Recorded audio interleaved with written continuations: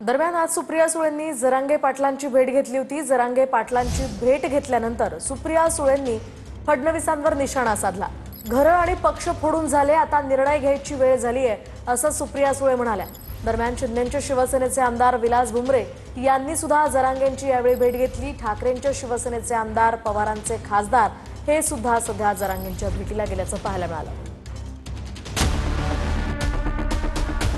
सुप्रिया सुळेंनी आझाद मैदानात जात जरांगे पाटलांची भेट घेतली। आज निर्णय कुणाच्या हातात आहे? विरोधी पक्षाच्या का सरकारच्या? कुणाच्या हातात आहे? सरकारच्या। सरकारने याची उत्तरे दिली। आमच्या अंगावर टाकून उपयोग काय? आता सत्ता मुख्यमंत्री व्हायचं आहे ना, सगळे पक्ष घर फोडून झालाय ना, मग आता निर्णय घ्यायची वेळ आलेली आहे। शिंदेंच्या शिवसेनेचे पैठणचे आमदार विलास भुमरेंनी आझाद मैदानात जात जरांगे पाटलांची भेट घेतली। सर्व तांत्रिक बाबींचा विचार करून कोर्टामध्ये टिकणारं आरक्षण सरकारनं द्यावं अशी मागणी विलास भुमरेंनी केली आहे।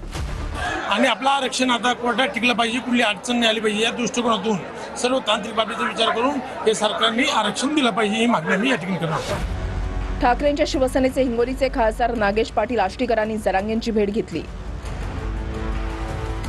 शरद पवारांच्या राष्ट्रवादीचे म्हाड्याचे खासदार धैर्यशील मोहिते पाटलांनी जरांगेंची भेट घेतली। ठाकरेंच्या शिवसेनेचे नेते अंबादास दानवेंनी आझाद मैदानामध्ये जात जरांगे पाटलांशी चर्चा केली।